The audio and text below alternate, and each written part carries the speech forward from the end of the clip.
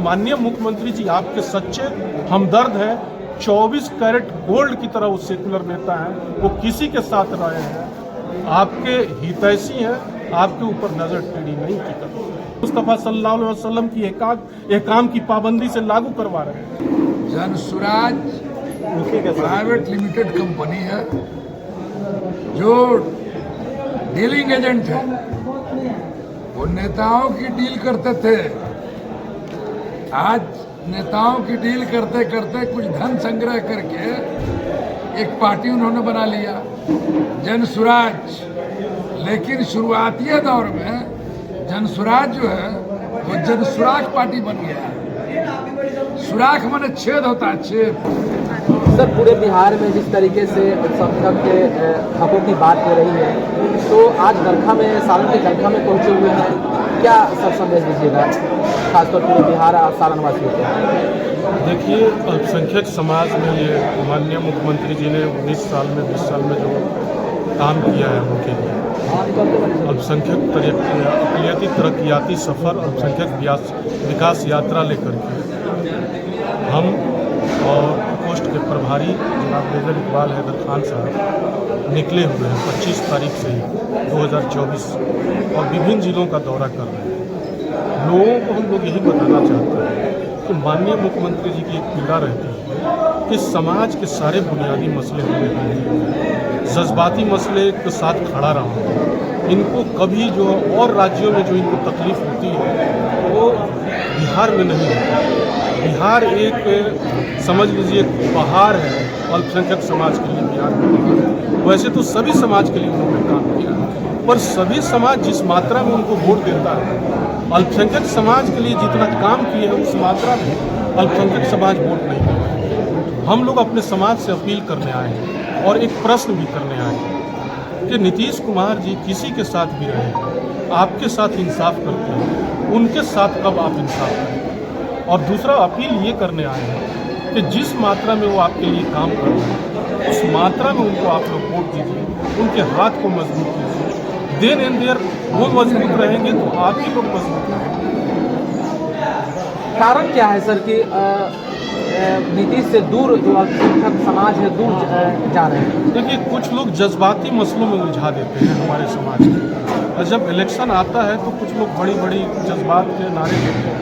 जैसे एक बाहर से कोई हैदराबाद से आता है, जज्बाती नारा देता है, और जो माननीय मुख्यमंत्री जी 84 के आसपास आवासीय विद्यालय बनवाए हैं, जो मुस्लिम समाज में तालीम की कमी है वहाँ बच्चे रह करके और उनको सारी सुविधा देते हैं, मच्छरदानी से लेकर किताब तक की सुविधा, उनके खाने पीने की सुविधा देते हैं। उसके बाद से भी उसी जगह को, उसी बिल्डिंग को वो जो बाहर से लोग आते हैं डिटेंशन सेंटर बता करके का वोट ठग लेते हैं और उसके बाद से चले जाते हैं। हम यही अवैसी जी का सर आप बात नहीं, हम कहते हैं जज्बात में नहीं, असर की बात नहीं। हमारा समाज टेकन फॉर ग्रांटेड क्यों बन गया? आप बताइए, इतने दिनों 15 साल पहले से सत्ता थी, क्या मिला?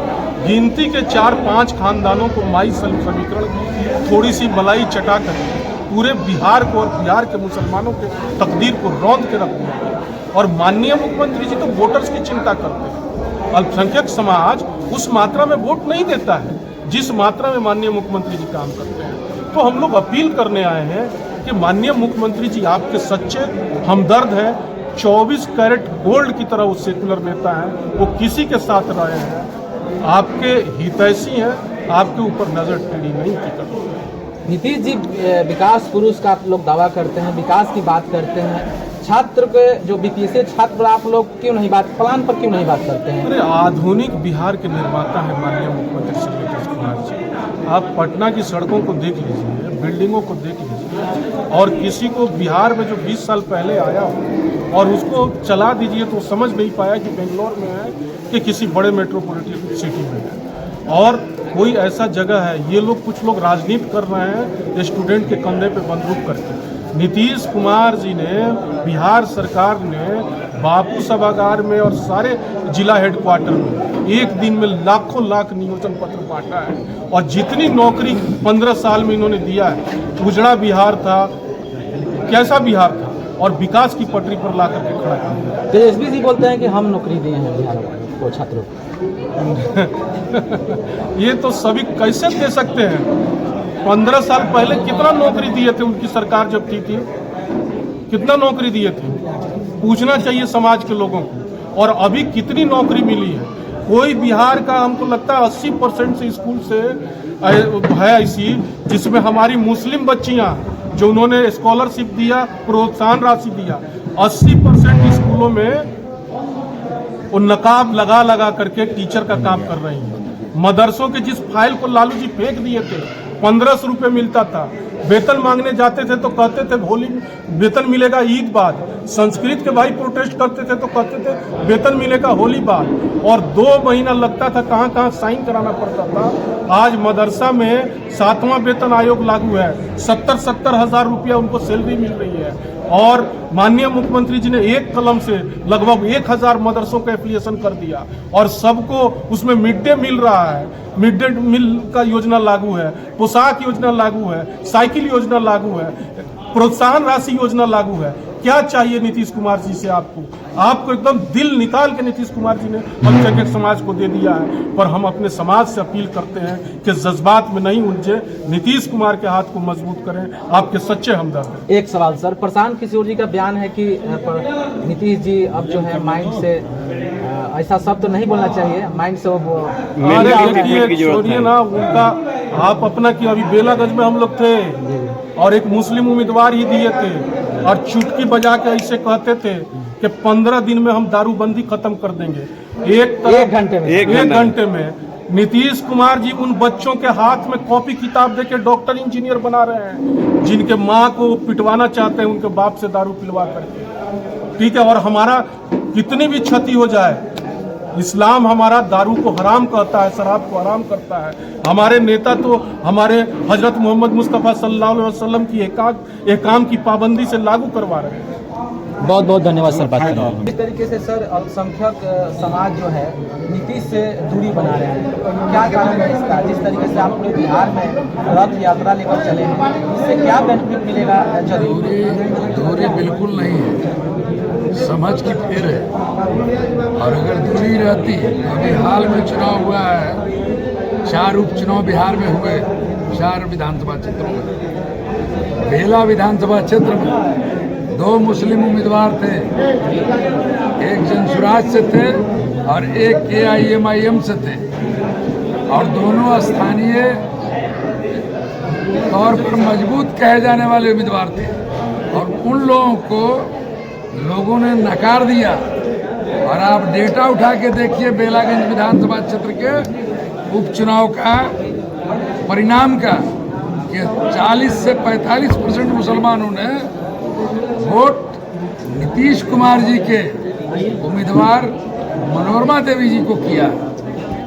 तो क्या लगता है सर कि 2025 में नीतीश जी फुल बहुमत से सरकार बनाने जा रहे हैं? क्योंकि प्रशांत किशोर जी भी हैं। अरे आप लोग मीडिया के बंधु हैं, हमसे अच्छा तो आप बता सकते हैं। सवाल है कि अब तो कोई गड़बड़ झाले में पड़ने वाला है नहीं। बिहार और बिहारियों को तरक्की चाहिए, विकास चाहिए, अमन चाहिए, सुकून चाहिए, शांति चाहिए। और वो सब पिछले 19 सालों में हमारे नेता आदरणीय नीतीश कुमार जी ने बिहार को दिया है। जब बिहार को दिया है तो फिर नहीं आने का कहाँ सवाल है? प्रशांत किशोर जी कहना है कि दोनों गठबंधन, दोनों जो पार्टियां हैं, इसे जनता उब चुकी है, इसलिए जनसुराज फिर आएंगे अपने बल पर। क्या लगता है sir? Jan Suraaj private limited company है जो डीलिंग एजेंट है।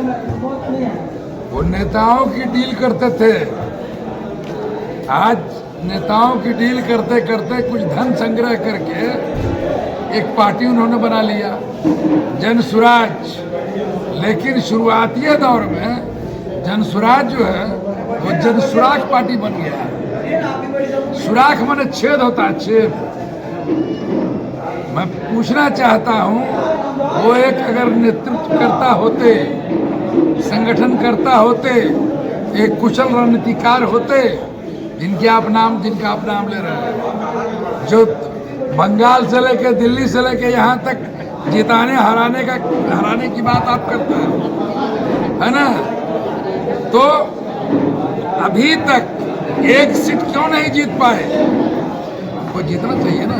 सर एनडीए कहाँ रणनीति उनकी चली गई? एनडीए में सब कुछ ठीक वो है, सिर्फ और सिर्फ एक बिजनेस करते हैं और उनको लगा कि हो सकता है पार्टी जो हम बना लें तो और हमारा बिजनेस फले फूलेगा।